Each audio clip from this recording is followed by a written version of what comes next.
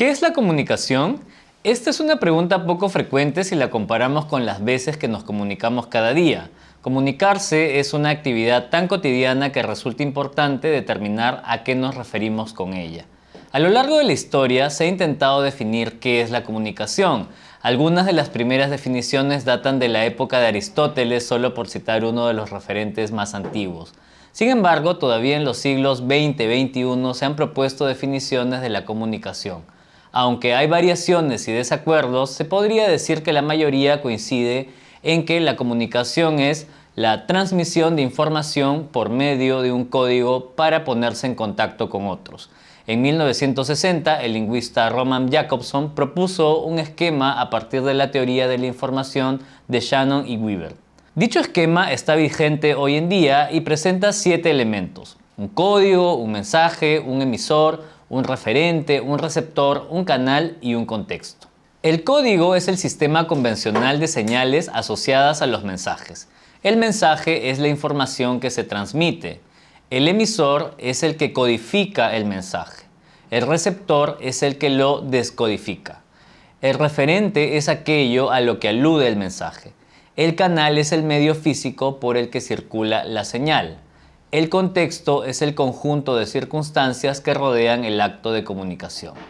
Sobre los códigos se ha hablado bastante. De acuerdo con Scandell, los podemos clasificar en simples y complejos. Los códigos simples son un conjunto reducido de señales fijas e invariables dentro de un conjunto igualmente reducido. El ejemplo más común son las señales manuales que hacen los submarinistas cuando están bajo el agua. Otro ejemplo muy conocido es el del dedo pulgar levantado en señal de aprobación o el de agitar la mano para saludar.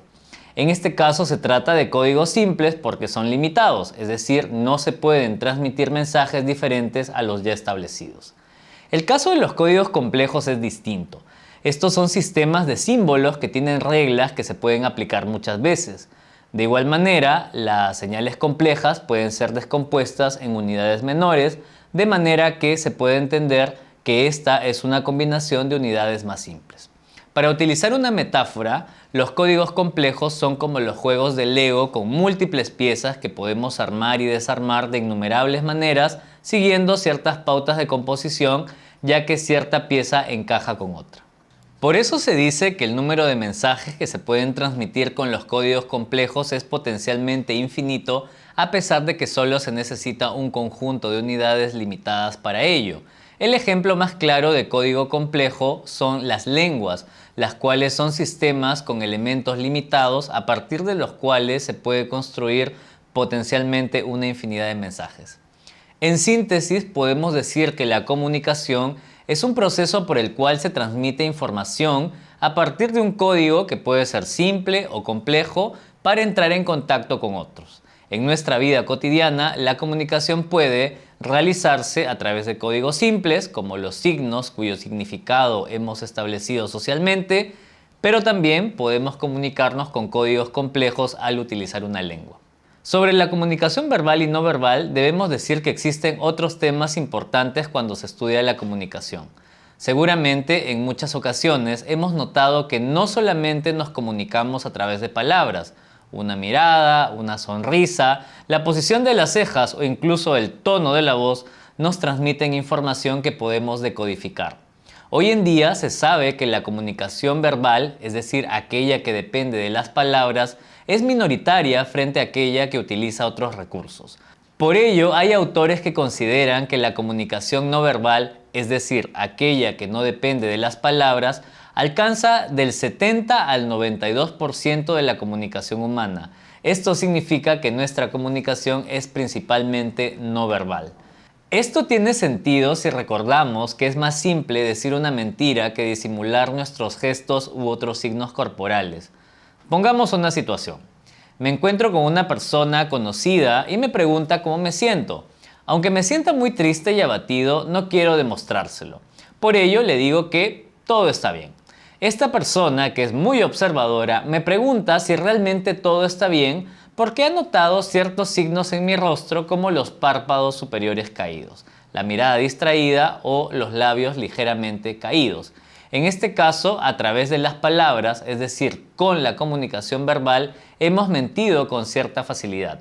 Sin embargo, el cuerpo nos ha traicionado al revelar que no estamos tan bien como decimos. De hecho, esta identificación muchas veces es intuitiva. En la década de 1970, el psicólogo y antropólogo Paul Ekman propuso una manera de leer el lenguaje no verbal en el rostro de las personas. Él denominó microgestos a estas expresiones faciales que, de acuerdo con su teoría, podrían revelar 6 emociones básicas: alegría, ira, miedo, asco, sorpresa y tristeza. Ekman pensaba que las expresiones faciales de las emociones eran universales. Si bien hoy en día la comunidad científica no está de acuerdo con sus hallazgos, estos han inspirado la ficción. Por ejemplo, en el año 2009 se estrenó la serie Lie to Me, la cual trata del trabajo del Dr. Carl Lightman, un psiquiatra que es especialista en leer los microgestos de las expresiones humanas. En ese sentido, Lightman se especializa en determinar quién miente, por lo que su trabajo lleva a asesorar a agencias de inteligencia para resolver crímenes complejos y revelar la verdad de rostro de los criminales mentirosos. Podemos hacer un ejercicio sobre los microgestos y las interpretaciones que podemos hacer. Miremos estas famosas fotografías. Están enmarcadas en la toma de mando de Donald Trump en Estados Unidos en el año 2017, tras el segundo periodo presidencial de Obama. Seguramente una de las cuestiones más notorias es el contraste entre los Obama y los Trump. De hecho, Melania se ve especialmente incómoda, tanto que durante los primeros meses de gestión de Trump se hizo tendencia el hashtag #FreeMelania. De acuerdo con los usuarios de redes, la esposa de Trump estaba dando señales de estar agobiada por su esposo, del trato que recibía de este o de las complicaciones de ser la primera dama de Estados Unidos. Esto fue de mucho interés para la prensa sensacionalista, sobre todo porque los esposos pasaron separados los primeros 5 meses de gestión de Trump. De cualquier manera, es interesante ver cómo los gestos de una fotografía ayudaron a desencadenar una tendencia a pesar de que la misma Melania Trump negó sentir tal agobio o malestar. Con este pequeño ejercicio podemos ver lo importante que resulta el lenguaje corporal, especialmente los gestos y las interpretaciones que puede desatar en quienes nos observan. Con todo esto, la intención de este video es que entendamos que no solamente debemos concentrarnos en desarrollar nuestra comunicación verbal, sino también la no verbal. Y es que así como podemos aprender nuevas palabras o las reglas de la normativa, también podemos entrenarnos en estrategias corporales y gestuales que nos ayudarán a comunicar lo que deseamos.